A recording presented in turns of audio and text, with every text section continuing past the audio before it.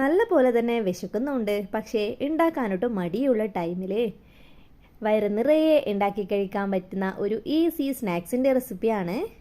1 cup മൈദാമാവ് എടുത്ത് മിക്സിയുടെ ജാറിലേക്ക് ചേർത്തെടുക്കുക.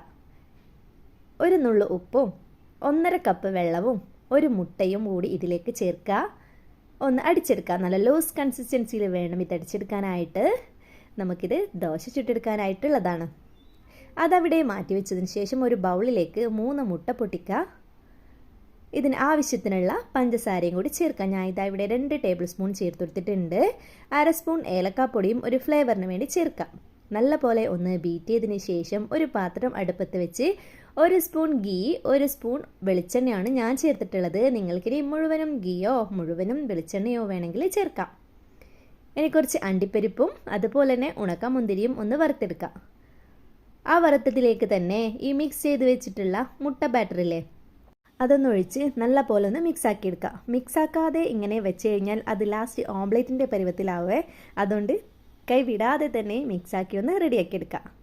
ഇനി ഇതാ വേറൊരു പാത്രം വെച്ചിട്ടുണ്ട്. അതിലേക്ക് ഓരോ തവി നമ്മുടെ ഈ ഒരു ബാറ്റർ ഒഴിച്ചു കൊടുക്കുക. എന്നിട്ട് ദോശ ചുട്ടെടുക്കുക. ചുടുന്ന ദോശ തിരിച്ചിട്ട് കൊടുക്കുകയെന്ന് വേണ്ട കേട്ടോ. ചുട്ടെടുത്ത് ഒരു പാത്രത്തിലേക്ക് മാറ്റി നമ്മുടെ ഈ ഒരു മിക്സും കുറച്ച് എടുത്ത് ഇതാ 4ആയിട്ട് മടക്കിയ സ്നാക്സ് റെഡി. എന്താ ഈസി ആയിട്ടുള്ള ഒരു സ്നാക്സ് അല്ലേ. അതുപോലെ തന്നെ വയറ് നിറയുന്ന ഒന്ന് തന്നെയാണ്. ഇതൊന്ന് ഉണ്ടാക്കി നോക്കുക. മടിയും വിശപ്പും ഒരുമിച്ച് വരുന്ന ടൈമിൽ ഉണ്ടാക്കിയെടുക്കാൻ പറ്റിയ സ്നാക്സ് റെസിപ്പിയാണ്. അപ്പോൾ എല്ലാവരും ഒന്ന് ട്രൈ ചെയ്ത് നോക്കണേ.